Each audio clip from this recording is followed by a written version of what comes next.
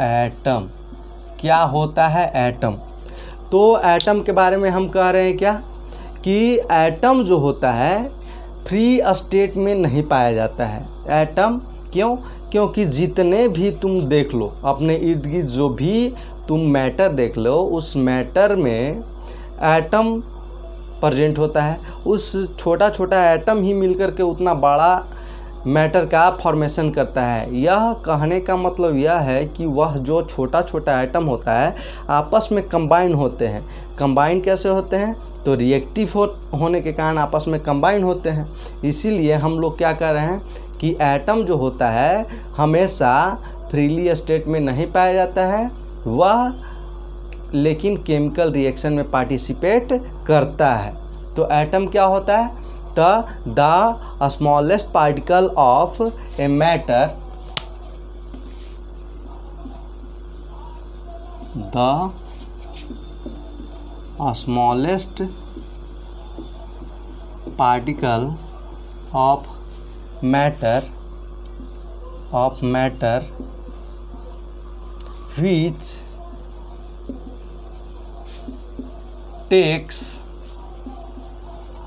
part in chemical reaction and may not exist in free state।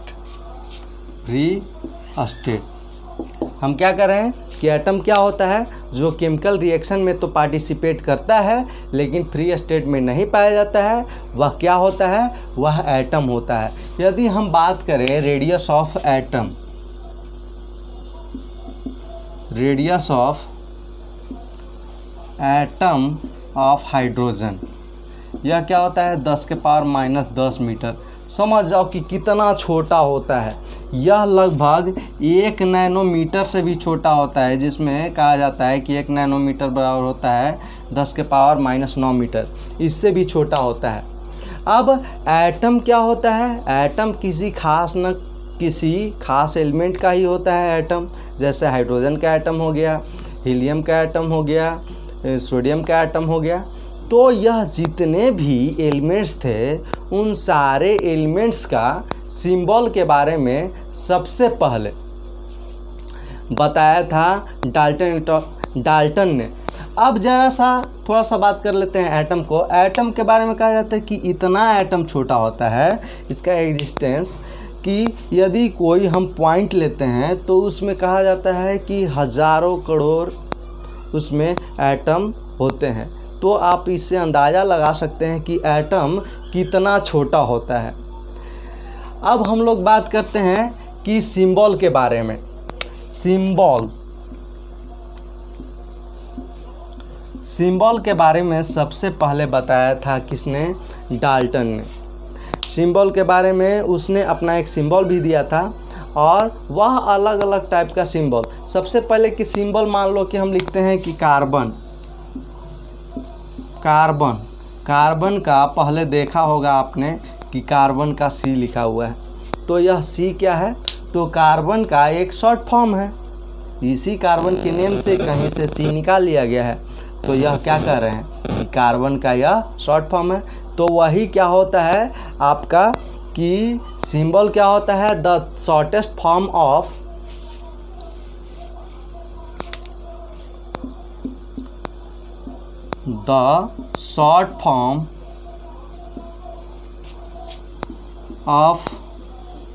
the name of an elements, या the short form of the name of elements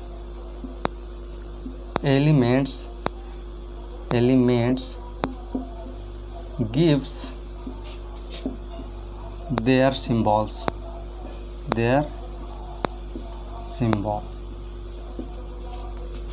gives there symbol समझ गए। और symbol के बारे में सबसे पहले किसने बताया था? तो सिंबल के बारे में सबसे पहले डाल्टन ने बताया था।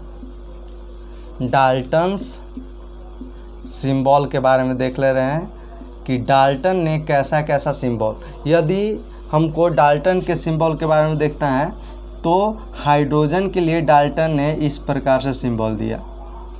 यदि हम बात करें ऑक्सीजन के लिए तो डाल्टन ने इस प्रकार का सिंबल दिया। यदि हम बात करें फास्फोरस के लिए तो डाल्टन ने इस प्रकार का सिंबल दिया। यदि हम बात करें आपका कार्बन का तो डाल्टन ने इस प्रकार से सिंबल दिया।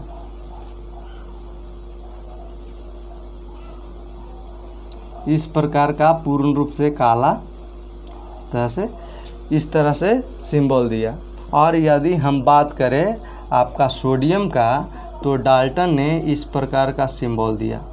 यदि बात करें आयरन का तो डाल्टन ने इस प्रकार से सिंबल दिया। तो बहुत सारे वैज्ञानिक ने इनका सिंबल को देखा, कहा कि भाई यह जो सिंबल है यह तो भूलने वाला बहुत सिंबल है, कौन इस प्रकार से याद कर पाएगा। तो इसके बाद डाल्टन के सिंबल को स्थगित किया गया और इसके बाद सबसे पहले करेक्ट सिंबल के बारे में जे बर्जीलियस ने बताया। किसने बताया?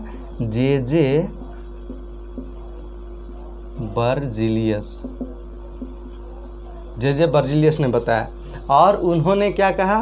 उन्होंने बताया कि जितने भी सिंबल लेते हैं, यदि किसी भी एलिमेंट का